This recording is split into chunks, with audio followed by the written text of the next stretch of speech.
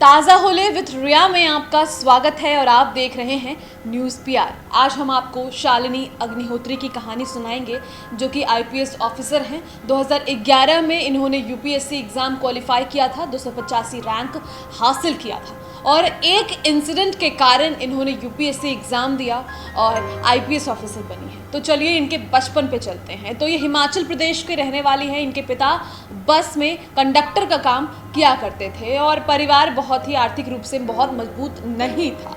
अपनी माँ के साथ एक दिन ये ट्रैवल कर रही थी एक बस में। उस बस में एक व्यक्ति बार बार उनकी माँ के सीट पर हाथ रख रहा था। वैसे में उनकी माँ काफ़ी अनकंफर्टेबल फील कर रही थी। इसके अलावा उनकी माँ काफ़ी परेशान हो रही थी, ठीक से बैठ भी नहीं पा रही थी और ये छेड़खानी वाली चीज़ों को देखकर शालिनी बहुत आहत हो रही थी। भले ही वो बच्ची थी, लेकिन सभी चीज़ों को वो नोटिस कर रही थी। उनकी माँ ने उसे बार बार रोका और एक बार गुस्से में कह दिया, हाथ उठाओ।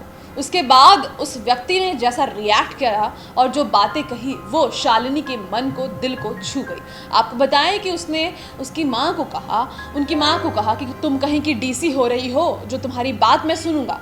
बस ये उनके दिमाग में घर कह दिया। और कहते हैं ना कि एक इंसिडेंट आपकी ज़िंदगी बदल सकता है, और ऐसा ही कुछ शालिनी अग्निहोत्री की ज़िंदगी में हुआ।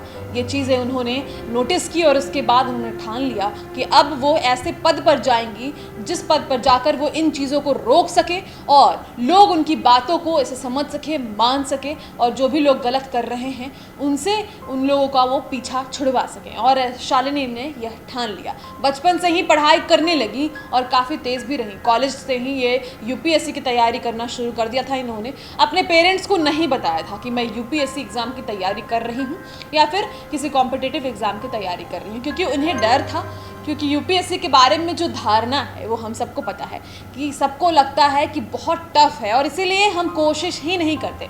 और मान लो एक बार कोशिश भी करते हैं तो अगर 2-3 बार फेल हुए तो हार मान लेते हैं। तो शालिनी को भी यही डर था कि अगर नहीं हुआ तो मैं अपने परिवार वालों को क्या बताऊंगी, उन्हें कैसा फील होगा। लेकिन देखिए, 2011 में इन्होंने यूपीएससी एग्ज़ाम की परीक्षा दी, 285 रैंक हासिल किया और आईपीएस ऑफिसर बन गए। हिमाचल प्रदेश के कई अहम इलाकों में इनकी पोस्टिंग हो चुकी है और इन्होंने शराब माफियाओं जैसे लोगों पर खूब काम किया है। लोगों की काफ़ी मदद करते भी नज़र आती हैं, और ख़ास तौर से उन जगहों पर जहाँ पर मनमानी की बातें आती है, वहाँ पर शालिनी अग्निहोत्री अपना खूब समय देती हैं और लोगों को समझाती भी हैं कि किस तरीके से बिहेव किया जाना चाहिए।